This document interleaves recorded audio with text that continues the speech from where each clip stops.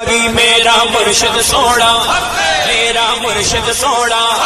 میرا مرشد سونا، میرا مرشد سونا۔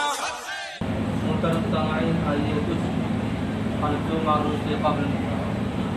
ہم اور آپ مل کر ایک آواز ہو کر آقا نامدار مدینے کے تاجدار جناب نور خدا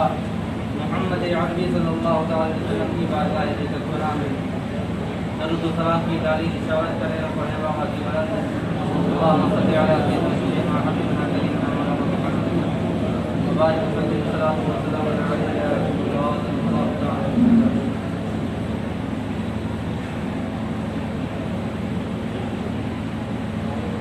محترم حضرات، آج اسلامی سال کا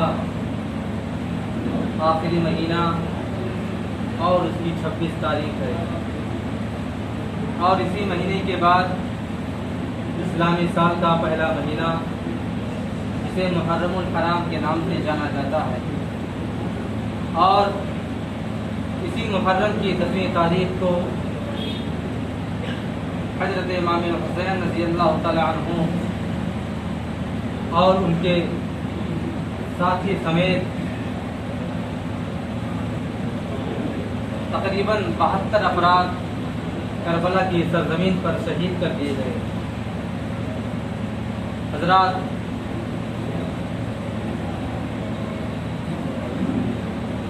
میری تقریر کا جو عنوان ہے حضرت امام حسین رضی اللہ تعالی عنہ کا بچپن اور حضرت امام حسین سے ہمارے اور آپ کے نبی تاجدار مدینہ محمد عربی صلی اللہ تعالی وسلم کی محبت اور عقیدت۔ حضرات، اور آج کی وہی 26 ذی الحجہ ہے جس تاریخ میں خلیفہ دوم حضرت عمر فاروق رضی اللہ تعالیٰ عنہ نے شہادت پائی تھی۔ امام حسین رضی اللہ تعالیٰ عنہ کے بچپن کے واقعات کے تعلق سے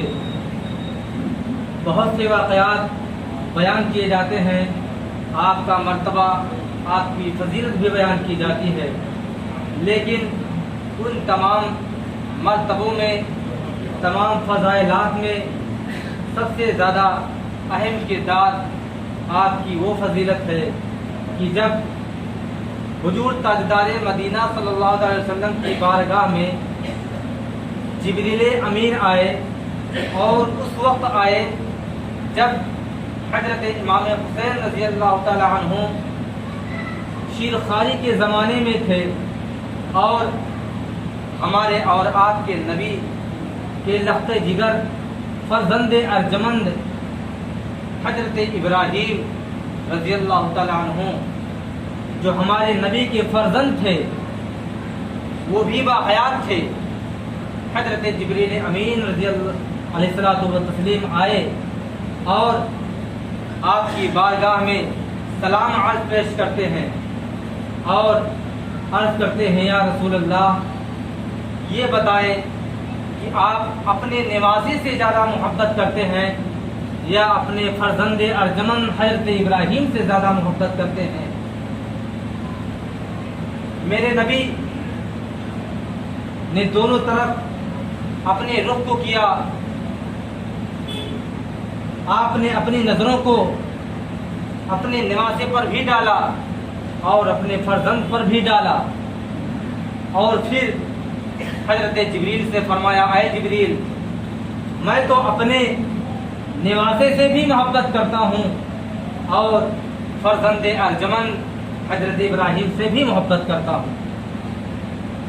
جبریل نے عرض کیا، یا رسول اللہ، لیکن رب تو آپ کا رب تو جو آپ محبت کرتے ہیں وہی محبت آپ کا رب بھی کرتا ہے، یعنی آپ کا رب بھی آپ کے نواسے سے بھی محبت کرتا ہے اور آپ کے فرزند حضرت ابراہیم سے بھی محبت کرتا ہے۔ پھر میرے نبی نے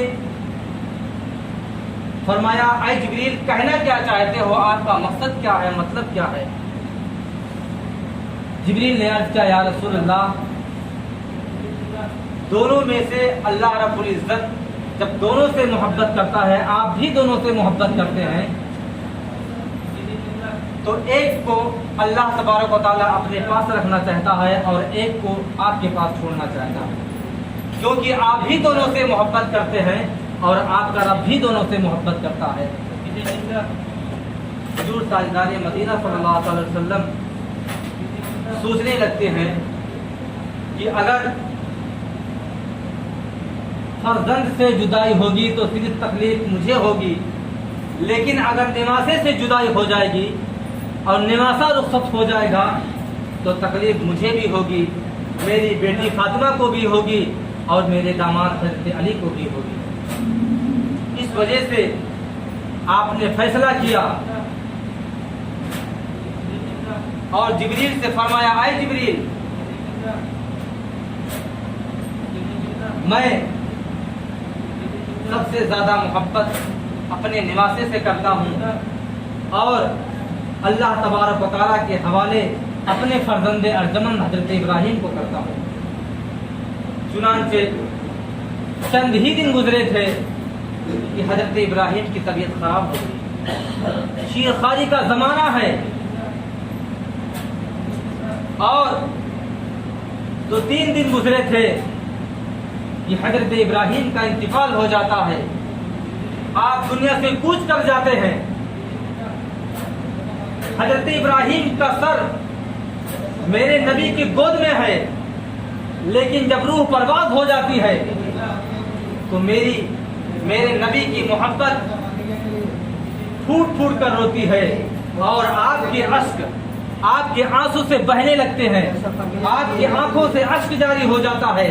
صحابہ کرام نے عرض کیا یا رسول اللہ، آپ تو لوگوں کو رونے سے، کسی کے انتقال پر، کسی کے دنیا سے کوچ کر جانے پر آپ نے تو منع فرمایا تھا، رونے سے آپ نے منع فرمایا تھا، لیکن آپ خود رو رہے ہیں، کیا ماجرا ہے؟ میرے نبی نے کہا اے میرے صحابہ، میں نے کسی کو رونے سے منع نہیں فرمایا، بلکہ میں نے نوحہ کرنے سے منع فرمایا ہے، میں نے کچھ بیان کر کے رونے سے، یعنی اس کے بارے میں کچھ ورد کر کے، اس کی اچھائیاں بیان کر کے، اس کی برائیاں بیان کر کے رونے سے میں نے منع فرمایا ہے، میں نے رونے سے منع نہیں فرمایا ہے، میں نے صرف نوحہ بیان کرنے سے، نوحہ کرنے سے منع فرمایا ہے۔ پھر میرے نبی حضور تاجدار مدینہ صلی اللہ علیہ وسلم اپنی گود میں اپنے فرزند ارجمند کو لیے رونے لگے اور کچھ دیر بعد حضرت ابراہیم کو سپرد خاک کر دیا جاتا ہے۔ جب حضرت امام حسین رضی اللہ تعالیٰ عنہ چلنے کے قابل ہو جاتے ہیں تو ایک مرتبہ میرے نبی مسجد نبوی میں تشریف فرما ہے، حضرت امام حسین رضی اللہ تعالیٰ عنہ کا آپ کے سامنے سے گزر ہوتا ہے، آپ نے آواز دی حسین، حضرت امام حسین کے کانوں نے سنا نہیں اور آپ آگے نکل گئے اور کچھ دوری پر چلے گئے۔ پھر میرے نبی نے اپنے صحابہ سے فرمایا صحابہ میرے حسین کو بلا لاؤ، میرے نواسے کو بلا لاؤ۔ جب امام حسین رضی اللہ تعالیٰ عنہ کو بلا کر کے آپ کے سامنے پیش کیا گیا اور آپ نے اپنے نواسے کو اپنے گلے سے لگا لیا اور آپ کے دل میں یہ خدشہ تھا، یہ خیال تھا کہ شاید میرا حسین میری باتوں کو نظر انداز کر دیا ہے، جو میں نے اس کو آواز دی ہے، جو میں نے بلایا ہے، نظر انداز کر کے آگے گزر گیا، لیکن ایسا نہیں تھا۔ واقعی میں حضرت امام حسین رضی اللہ تعالیٰ عنہ کے کانوں نے سنا نہیں، اس وجہ سے آپ آگے گزر گئے تھے، لیکن میرے نبی اسی دونوں باتوں کے درمیان رونے لگے، آپ کے آنکھوں سے اشک جاری ہو گیا کہ اگر آج میرا فرزند ابراہیم ہوتا